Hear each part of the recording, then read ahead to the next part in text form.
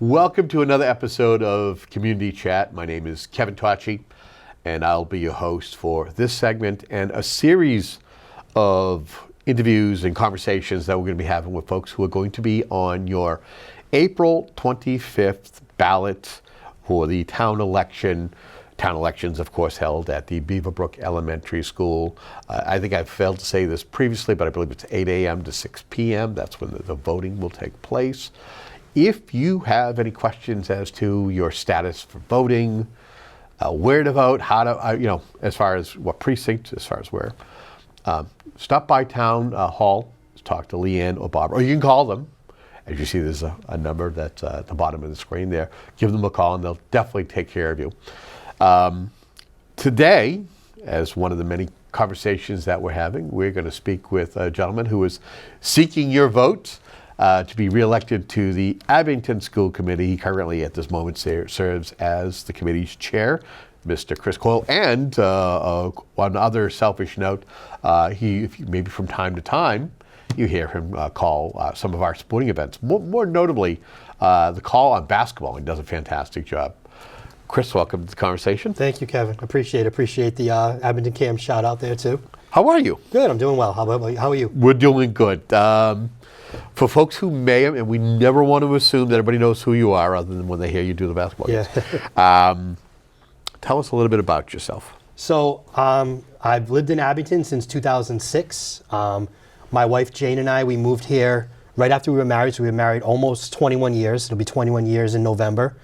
I have a son who's a sophomore. He's 16 years old, goes to Abington High School, track runner, cross country runner. And my daughter Nora is, and I don't know if my son's name's Nick. I don't know if I mentioned that or not. My daughter's name's Nora. She's grade 7 at the middle school and loves volleyball, softball, basketball, everything, hang out with her friends. She's a 12-year-old girl talking on FaceTime. So things like that.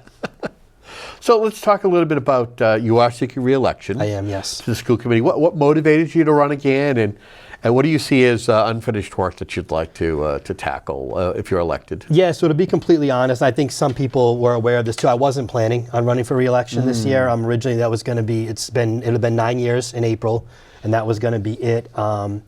However, with the difficult budget forecast that's out there, seeing the lack of interest, the lack of names, polling papers for it, I felt that I could still provide some expertise, some skill that was needed on the committee. So I decided to run again and see what happens from there. Okay. What do you believe are the biggest challenges that are currently facing the Abington Public Schools? And I think you probably already alluded to at least a small part of it, and that is financially. Yeah, financially.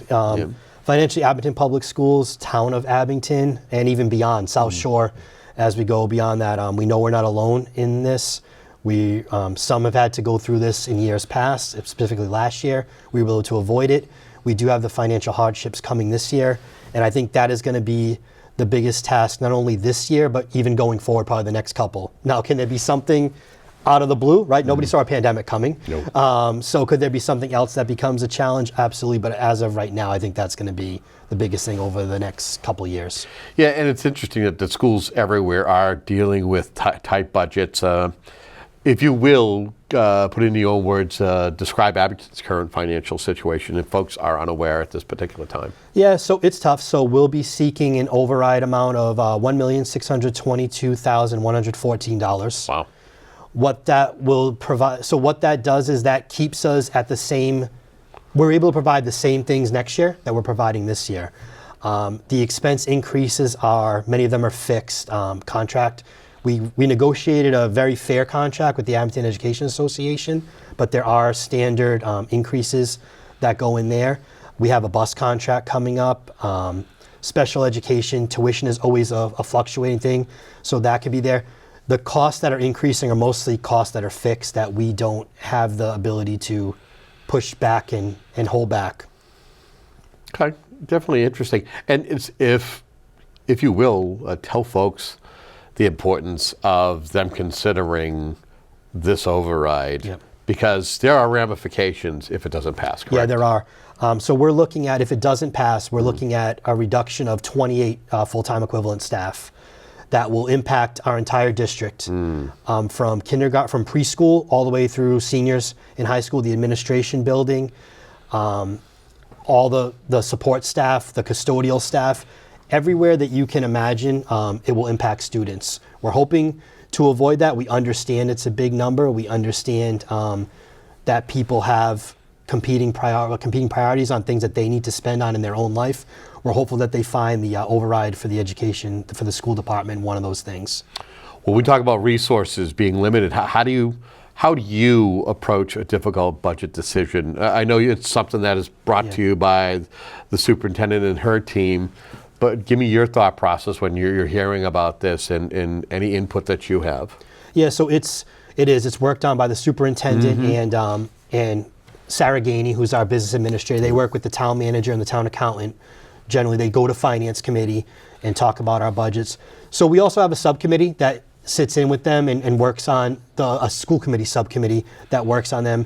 We rely on them to relay back to us. The biggest things I think that come to mind are almost priorities of the district as a whole, even when we're going through things.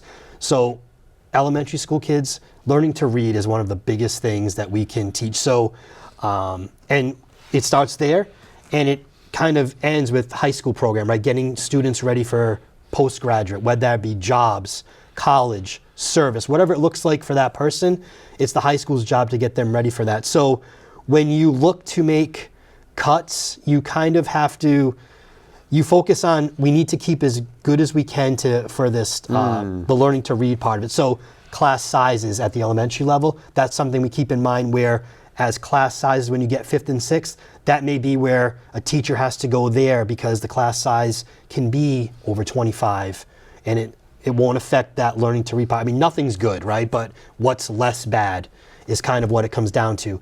Some of the middle school experience that they have, there's a lot of those specials, the music, the art, the drama, the phys ed, those are standard in middle school. When you reach high school, they kind of become electives. There's some that are standard, but they become electives. So we look to preserve those last few years that those students have of those specials, and maybe that gives them the opportunity of wanting to do that as an elective, where if it gets cut out, it could fall from their mind, and then the high school programs suffer. I mean, we have a fantastic drama program there. A couple weeks ago, they just did Into the Woods, phenomenal production.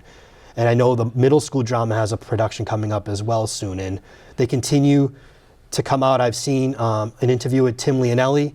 He said one of his favorite things is the growth and expansion of the 7th, 8th grade band to what it's become. I mean, there's students sitting on the floor in their chairs during the performances. So many students, it's incredible at those concerts. Yeah, talk to us. Walk us through how do you prioritize essential programs, especially during financially challenging times? I think it's working with Dr. Michella, who in turn works with the administrators at each building. The administrators at each building are really key in prioritizing what they think are the absolute needs for their particular buildings, with the overlying guidance of kind of what I just went through, right? We want to keep class sizes at a minimum at the elementary school level. Does there become a grade where you're able to shift some teachers around? Maybe it's not removing a teacher, maybe it's shifting a teacher from one grade to the other, and that could help alleviate it there. Where, as we said, as it gets to some of the older grades, a reduction in force could have to become a teacher there that we don't want to, but somewhere, and that's less bad than having to remove somebody who's going to help a 7-year-old learn to read. Title I program is also a big thing there too. I can get on that later, but if you want to kind of talk. So the Title I please. program, the funding for that's being changed by the state currently, so it could result in a reduction of Title I funding that Abington receives. That's still kind of in flux, in process, ongoing. More to come on that where it all leads, but it is something that we were told is being talked at the state level, where they're recalculating how the Title I dollars get distributed to different communities. A question that I asked the candidates that are running for select board, and this is not necessarily anything that you would be able to weigh in, but as somebody who's had children who've gone through the school system, what do you hear from families in regards to the current situation when it comes to the Beaverbrook and the Woodsdale. I know that we're currently, the town's in the middle of building a new public safety campus with the fire department, DPW. So you've got those monies being spent. You're still probably spending money for this building that we're sitting in now, the middle high school. Is there a conversation down the road to replace the Beaverbrook and or Woodsdale, in your opinion? Yes. There's been, in terms of like long range strategic planning, yes, that's definitely been part of the discussion. I know it was something that we even talked about as the committee. Do we start to include that in budget cycles now? It didn't make sense, right? With everything going on, we pulled that back on even putting it out there as a thing for this year to start considering. But it is a project, and there's a feasibility study. It's not a we're going to decide to build a school and in 2 years it's here. It's looking out 7 or 8 years. And you mentioned those elementary schools are aging. They're 40-something years old. I know I heard it mentioned last week, mention of the boiler at the Beaverbrook. And the idea is similar to the windows here, right? That I know the windows get talked about. I mean, the boiler died. So it was 40 years old. You can't, it ran on one through the rest of the winter, but next year there's going to have to be another boiler there. It's not a matter, we know that may be a case of where we build a new building that's replaced, but the option is for the next 4 years, should there be no heat at Beaverbrook, right? There's no good option. The windows here, they were leaking. Like, can the windows continue to leak while a new building is going to be built? Sometimes things happen. I don't love it either. The roof of the Woodsdale has been an ongoing thing. That's kind of off the capital planning thing right now. But again, we all know how long roofs last, especially flat roofs. Sure. And winters that we've had, winter that we just had this past year. So all those things are ongoing concerns. We know with the DPW project going on, South Shore of Oak was just passed as well this past year, which I think is a great thing. I think they do great things for the kids that go there. That suits them perfectly. So it's all things that are needed. It's also all things that can be difficult for the community to kind of handle at once. So weighing those options, weighing the timing of them all. When we talk about providing a high quality education, what does that specifically mean to you when it comes to Abington? So I don't want to keep on harping back to the points I made earlier about the budget, but I think what we looked at in the budget when we looked at keeping almost goes hand in hand with what the key things are providing the quality education. We want our youngest students coming in to get the best possible education they can in learning to read, learning to write the 3 R's, right? Reading, writing, arithmetic, as they come in and learn that. And then I think as they age, providing them a well-rounded education where it is the core classes, but then it starts to bring in the arts, the athletics as you get to high school, and those things to become more of a well-rounded person. And that's where it may help some of these students realize whether college is the right path for them, whether something else might be the right path for them. I mean, I can imagine some people who are in our drama production maybe going on to bigger and better things in a school of that kind of choice because they found that opportunity to go there and do that. So I think it can be unique to each individual, but I think broadly speaking, it's probably the things that we focused on when we built the budget, which was the young kids in the reading and getting through in the high school program, preparing them for postgraduate life. Okay.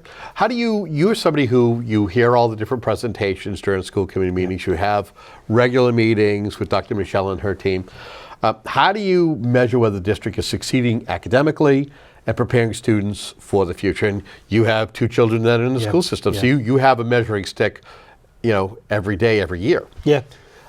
It's funny. It can be tough sometimes when the department heads come to present to gauge there, especially a lot of the times the focus becomes the AP scores and how they're preparing there. And those aren't always the greatest indicator in terms of overall. I think I judge how we're doing by how we hear that our graduates do after they leave here. We have multiple success stories, particularly, and I'm looking forward to the guidance department coming. When the guidance department comes back, they'll provide us with those success stories about how students who were here, how they're doing in their post-grad life. As my son's gotten older, I've started to know more and more high school age parents who have kids in high school, parents who have gone on. And hearing them talk about the success that their child had after being in Abington, I think that helps me realize that we're doing the right thing for everybody involved. I'll be honest with you, Kev, when I first started, that was probably a harder question for me to answer as I got used to it. But now being in that group of parents at times who have high schoolers and have those that are approaching on, I hear that more and more from people. And I think it's hearing it from the parents, then you feel good about what you're doing as a community and a school district. Again, staying with the finances, here we have extracurricular activities, sports, Yep. biggest part of Yes, the yep. Abington community here. What are your stances on fees, whether it's for athletics or extracurriculars, like band or anything like that? Yes. So I don't love the fact that we have fees. Right, when I went to school, I went to public high school. We didn't have to pay fees to do it, but I know that's kind of the way it is now almost. One thing when we talk about the finance, though, for the user fees, we did. I guess the idea of increasing fees came up in terms of, is this a way to save some money? Honestly, the impact it would have to an individual family would be far greater than the impact it would have positively on our budget. To increase one student's fee, to say you're now capped at a maximum, I believe the maximum is $500 a year for a student. If we remove the cap, or it just became $700 that's a round number for a full year, with that extra $200 from a family, it would impact them much more than the $200 would on a $1.6 million gap. So we held off there. Not to say it'll never be a thing that could be there. I do know surrounding towns have had to increase it. What we did hear from them as well is that the increase in fees resulted in fewer participants. So you didn't really recognize that gain financially because you had less people paying more. And it also, we want our students to participate in extracurriculars. It's part of the experience of being an Abington student, and we don't want to further hinder that by those who can't financially afford it. Yeah, what's interesting is we do a show here called The Buzz, and Sean Riley is the host of it. And a lot of times we're amazed to not only have these kids who come in here who are fantastic athletes, but that they're even more amazing when it comes to when it's their academics. And so I feel that it goes hand in hand, that being able to do those extracurricular activities helps fortify their education. Yeah. It's kind of important for the general experience, right? Do you feel that when it comes to certain programs or initiatives, is there something that the district should be investing? Is there anything that you've said to yourself at certain points during your time on the school committee, like what if we should invest in whether it's a language, whether it's a program, anything that's ever come up, or maybe something that's been mentioned? Yeah, so it's funny. I don't know if investing. So I think of something that I don't know if it follows investing financially necessarily, but the work that Abington Copes does with the teen center, there's times, and I know we have a good relationship with them, but almost investing more into how Abington Copes works and how they're doing great things for our teens, and I think that's a very vulnerable population. I know they focus a lot on the middle school, and I think continuing to provide them what we do, and maybe seeing what more can we even do to help them get their message out, get their message across to whoever needs to hear it. I think that could be a good group that's out there to invest in. So I know it's not a financial thing. I think we do a good job investing where we can. Depending on how the Title I things shake out, we could invest in areas of more reading. Our Dr. Bost, our curriculum director, does a great job of looking for the right programs for that. So I think we're in a good spot there. Maybe it's more of investing time and initiative instead of investing money for something to that effect. I don't know if that works for the answer. Okay. Yeah. I think it's suitable. Let's talk about communication and transparency between the schools and families. Trust can be everything. How do you assess the district's current communication efforts when it comes to certain situations? Again, being somebody who's on the school committee, you have a firsthand, you see what's going on, whether it's a certain situation, and you're always apprised of it, so at least you're in the know. Yeah, I don't think it was ever bad. I think it's gotten a lot better with the shift to the ThrillShare platform, where everybody kind of gets the same information once, and they're able to send it out as almost like a text message, where emails people can have trouble getting to it. I think sometimes everybody needs to understand that they may see a fire truck at the building we're in now. A situation has to be assessed by first responders before the schools can get out in front of anything. We work very closely with Chief Bonnie and Chief whenever there's situations like that. And most of those communications are coordinated through them. Is now a good time to send?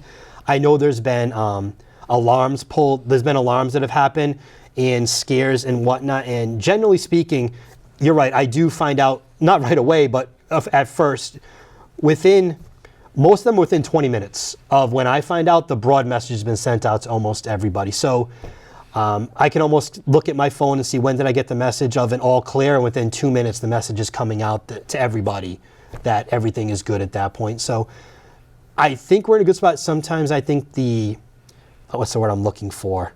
Priority is not the word I'm looking for, but the community just has to sometimes understand that there's things that have to play out before it can be sent out everywhere. Like police, when it's there, they don't put out a statement the minute something happens. They let it kind of apprise and go through the steps and come up with one final thing. So I think that's the biggest thing. I think it's gotten much better though with the use of the ThrillShare platform. Everybody gets it as long as they're signed up on Aspen PSA. If you have your information on Aspen, the first 2 guardians get almost all of the messages that come out. You can use it to communicate with your teacher too, as well, with your student's teacher directly. They can send messages out there to their entire class. So it's a good platform to use as communication if you want to talk to the teacher directly about something in a group setting, and then also for the district to send out notifications as things happen. That may be difficult, right? We know there's difficult things that happen in this world, especially with school buildings. So, okay. How do you feel that you do when it comes to transparency and decision making, especially when it's around the budget or any policy issues that are discussed? So transparency is a hot button word. I mean, it probably has been for 9 years now. I think we're extremely transparent. I did hear that word. I heard that word mentioned too. And I think when it comes to the budget, it may just be people knowing where to go to get it, right? Like our entire budget is done line by line of salaries at every single building. It's a massive spreadsheet that's available on our website. They can get to it. They can also, if they have any questions, always talk to Dr. Michelle directly about it. She kind of handles it all. And I think the biggest public service announcement I'll kind of give is that when we develop our budget, we have a public hearing for it. Our very first meeting of the year in January is a public hearing about the budget. For anybody who wants to come and talk to us about what's on there, and we've honestly had budget on every one of our agendas. We have a public comment section for our meetings. Our meetings are at a time when people who work 9 to 5 can come to them. So feel free to come there and talk to us whenever you have questions about it. Reach out. Our emails are all on the website. I think we're as transparent as we can be. So when I hear somebody talk about transparency, that one of anything probably rubs me the most the wrong way. So okay, I feel you're the type of individual that when you receive feedback, you're somebody who you really weigh it, whether it's a parent, a student, a teacher. Talk to me how that plays a role in your decisions as a school committee member. When you hear something from a member of the community, a teacher or a student or a parent. Yeah, it can be tough. You get them and your first instinct is to, and I had this when I first started, I would overreact. And I would go to Superintendent Schaefer at the time and say, what's going on with this? And then I've come to realize that almost everything, they're able to, the school department's able to give a reason for why every single decision might be made. Whether this teacher doesn't agree with it, a student, a parent, you may not agree with the reasoning, but they're at least able to give a reason. So when I get something from something like that, my first thing is to generally, a lot of times I can't answer the question directly. Like I'm a conduit to the community. I can know who the right person to go to this. So I try to establish the communication between, if I'll use a parent as an example, that concerned parent, and if they're able to tell me, maybe I'll look for some more information. What school are we talking about? What grade? So I can point them in the direction of that principal would be probably the best guess. Sometimes they've already talked to the principal. Our standard operating is generally, if the principal and you want to go further, it's to talk to Dr. Michella. So I'll reach out to her and them, and generally Dr. Michelle will take the step in reaching out to that parent and setting up some kind of communication. I have to say, Kev, at most of the time, they kind of handle it, and I just get kind of told that we talked about it and we're all set. And I don't need, like, sometimes it's a need to know, and I set up the conversation very infrequently, because the step after Dr. Michelle would be us. Do they come to the school committee and then ask for us to change anything that's going on? At that point, it would almost have to be a policy violation for us. Like, that's where our purview lies, right? Our purview doesn't lie in everyday detention at 6th grade Abington Middle School kind of thing. So Okay. Well, you are one of 2 candidates. Yep. There's only 2 openings, so it's safe to say that you are going to be on. Talk to me about priorities for the next term. How do you go about setting priorities, or how are you going to engage the next 3 years? yeah, right away, obviously, is the budget. So I talked to, there's a lot of talk about the Chapter 70 formula being redone at the state level, and I think that could be great. It's also a time-consuming process. It's not going to produce immediate results. In some of my discussions, it's come across that Abington may still end up in the same kind of average range, getting similar money. One area where, in my conversations with the school department, that I found could provide a great relief, a decent relief to the budget. So it comes with a circuit breaker reimbursement, which is a reimbursement from the state for special education tuition or expenses that are paid on behalf of students. So the way it's calculated right now, and I'm going to have to refer to my notes here because I don't remember off the top of my head. So the district needs to pay the first $53,000 of the education for that student that gets sent outside of the district. And we have, I want to say, about 35 of them right now. Now, I don't know the cost of all of them, but if some of them can be $100,000. So let's just use that as a round number. So out of the remaining amount of the district, so we have $47,000, the state's reimbursing you for 75% of that. So we're still paying, call it $65,000 for that student. In talking to Dr. Michelle, one immediate thing is if that $53,000 was reduced that the district has to pay initially, and it becomes 45, right? So if it's 8 times 35 kids, that's whatever that math is, 100 and more than that, but I can't do the math in my head that fast. But let's say it was a $10,000 reduction for 35 kids. That's $350,000 less that we're having to pay. So I know that's something that I haven't heard out there. That I was talking to her yesterday just about some ideas. I told her I was coming on here. We talked about some things that are there, and she brought that up as an idea that could be floated at the state level that may not affect them, that could be done quicker, right? It's instead of 53, it's 43. Instead of 53, it's 45, whatever it is. And could possibly reduce the impact on the financial strain on towns by $400,000 right away, kind of thing. So I just kind of wanted to get that out there as far as, I'm gonna look to pursue that avenue. I think that's one of the priorities.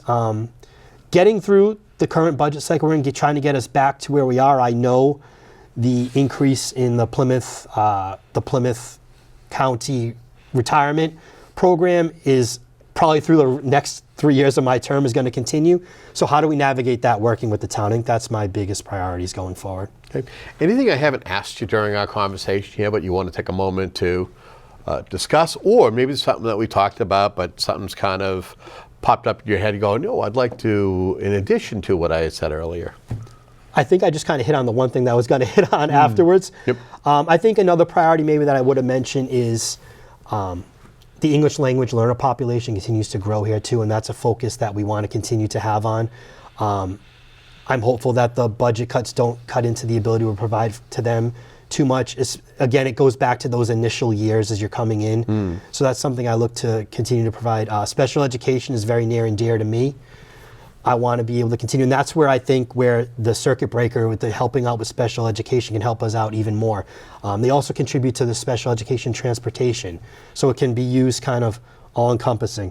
And I guess the last thing, Kev, I would say is that I'm running for my 4th term, which will be 12 years when it's all said and done. I could not do this without the support I have at home. So my wife Jane, my son Nick, and my daughter Nora, thank you for allowing me to always do this.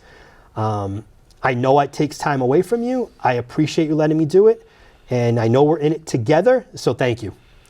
If folks want to find out more, they want to reach out to you, do you have an avenue for them to be able to kind of reach out and say? Sure, hey? I have a Facebook page. I want to say the name of it is Chris Coyle, Abington School Committee. I don't remember because it was created 9 years ago, but I believe that's the name of it. But my email address is christophercoyle@abingtonps.org.